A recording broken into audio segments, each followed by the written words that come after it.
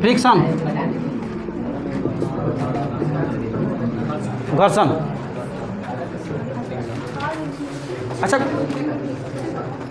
घर्षण कहने से ही मिल जा रहा है कि जब दो वस्तु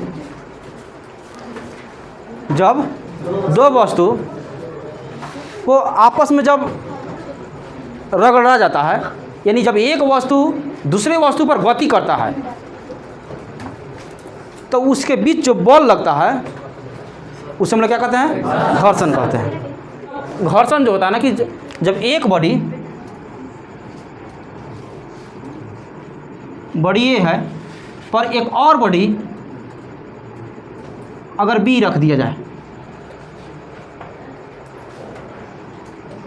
यह आगे की तरफ बढ़ेगा तो यह वस्तु स्थिर रहेगा, या हो सकता है कि इसके साथ साथ भी जा सकता है, हो सकता है कि इसके साथ साथ, और साथ साथ जाने में जो बल जो कार्य कर रहा है वही क्या है? इसका घर्षण है। क्या है? घर्षण है। अच्छा, गाड़ी जब आगे की तरफ बढ़ता है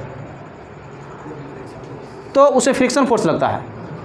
गाड़ी की जो पहिया जो बनाई जाती है, एक खच्चादार बनाया जाता है, काहे के लिए? क्या कि वह कौन करे? आगे बढ़े, उसी के सहारे से वह कौन होता है? आगे बढ़े।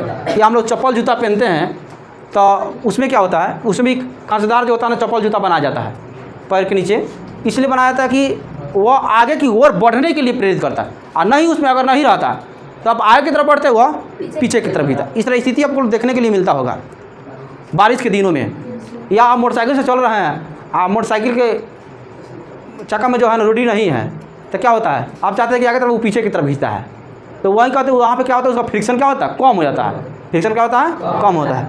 तो जब दो वस्तु एक दूसरे के ऊपर गति करता है या नहीं भी करता है, हम रुके हुए हैं तो फ्रिक्शन के कारण रुके हुए हैं, आप लोग बैठे हैं तो किसके कारण?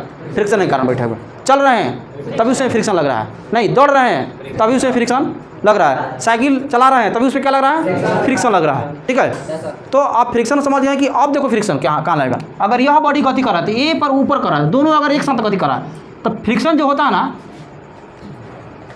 वो एक रिलेटिव मोशन होता है। क्या होता है? रिलेटिव, जो वस्तु के गति के जस्ट विपरीत दिशा में लगता है, जो वस्तु के गति के जस्ट विपरीत दिशा में लगता है।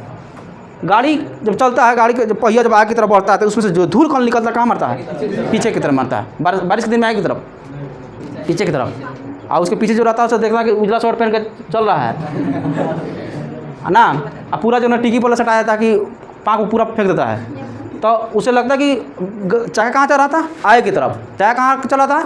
और उसमें से धूल कौन जो निकल रहा है कहाँ जा रहा है? पीछे। इससे यह प्रतीत होता है कि जब कोई वस्तु आगे की तरफ बढ़ता है तो उसका जो फ्रिक्शन जो होता है, क्या होता है? फ्रिक्शन, वह पीछे की तरफ रहता है। अब इतना ध्यान दीजिएगा कि वस्तु आगे की तरफ जा रहा है, जिधर भी जाए वस्तु उसके जस्ट अपोजिट डायरेक्शन में क्या लगेगा? फ्रिक्शन। उसको अपोजिट डायरेक्शन में क्या लगेगा?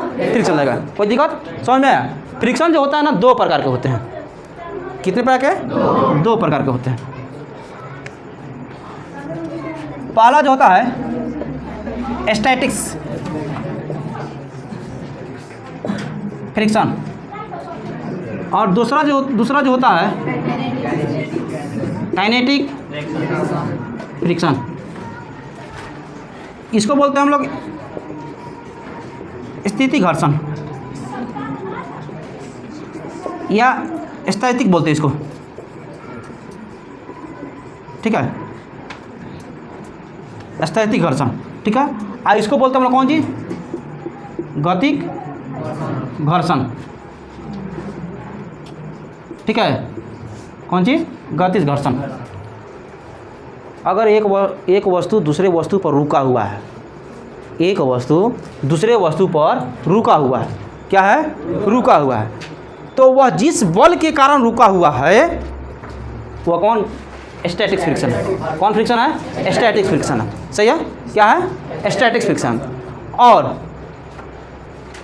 एक वस्तु दूसरे वस्तु पर गति करता है, एक वस्तु दूसरे वस्तु पर गति करता है और उसमें जो विरोध करता है या वह गति आय की तरफ करने के लिए जो सहायता करता है, उसमें कौन फ्रिक्शन लगता है?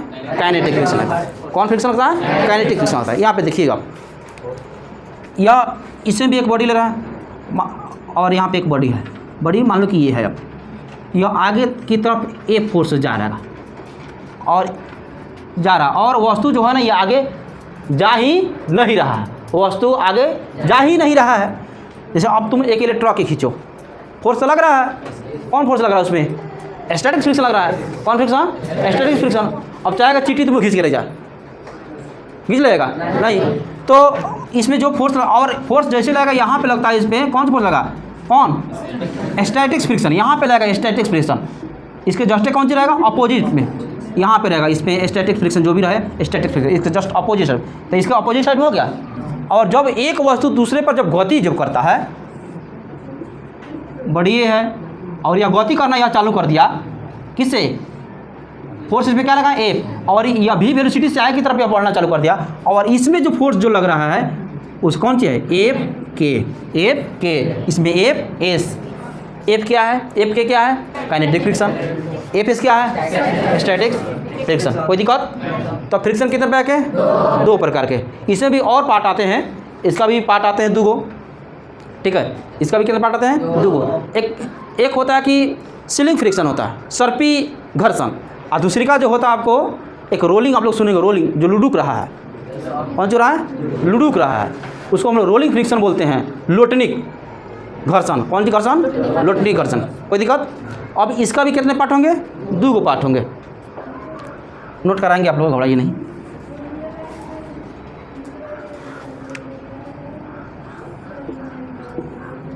पहला जो है इसमें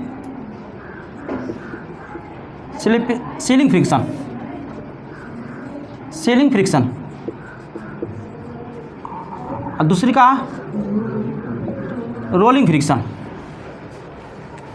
पहला सीलिंग फ्रिक्शन और दूसरी का रोलिंग, इसी को हम लोग बोलते हैं सर्पी। और इसको क्या बोलेंगे? लोटनिक बोलेंगे। लोटनिक। कौन घर्षण बोलेंगे? लोटनिक। अब तो तीन प्रकार के दिखाई देना चालू कर दिया।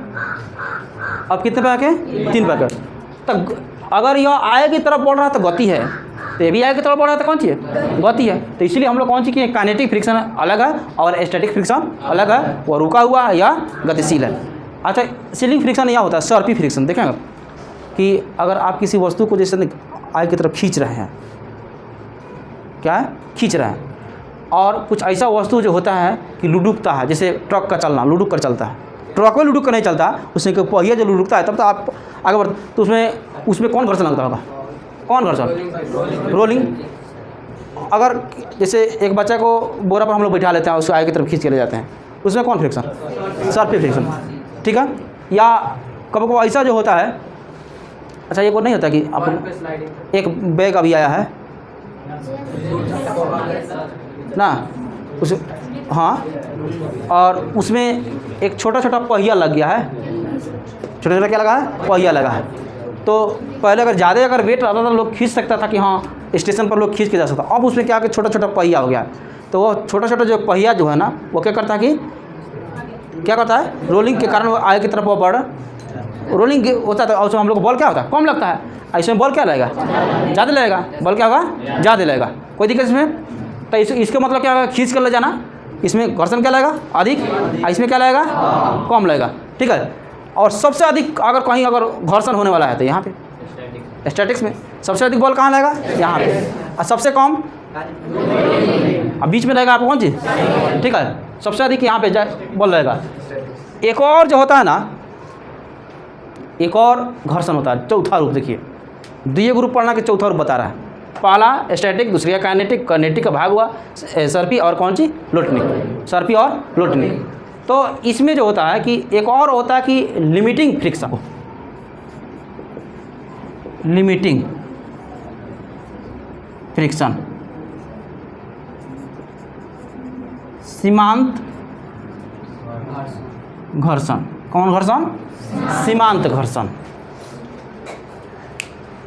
तो सीमांत घर्षण वह होता है, देखो अगर किसी वस्तु पर तुम बॉल लगा रहा है, खींच रहा है अपने की तरफ, कौन सी करने के लिए? स्टैटिक पर फोर्स लगा रहा है काइनेटिक में लाने के लिए। स्टैटिक्स पर फोर्स लगा काइनेटिक में लाने के लिए। तो काइनेटिक क्या चाहेगा कि हम ना बढ़ आगे बने, वो आगे की तरफ बढ़ना नहीं चाहता, ठीक है, वो आगे की तरफ यह बढ़ना नहीं चाहेगा। इसके पास जितना माने फ्रिक्शन फोर्स होगा, इसके पास जितना भी बॉल होगा वो अपना पहले लगा लेगा, तब आप अपने तरफ खींचिएगा उसको। एक पहले जो होता है कि कबड्डी खेल में एक जो होता है ना कि एक व्यक्ति जो होता है ना दूसरे व्यक्ति खींचता है, होता है क्या? तो दूसरे के पास अगर फोर्स अधिक हो गया मेरे अपेक्षा, तो वह हमको अपनी तरफ खींच लेगा। लेकिन उससे पहले हम अपना पूरा बॉल लगा देंगे न जाने के लिए। आ रहा समझ में? हम अपना पूरा बॉल लगा देंगे न जाने के लिए, तो वही जो होता है ना कि maximum force of static friction, maximum force of static friction known as limiting friction, यानी स्टैटिक फ्रिक्शन का घर्षण का अधिकतम मान को सीमांत घर्षण कहते हैं। अधिकतम मान को क्या कहते हैं?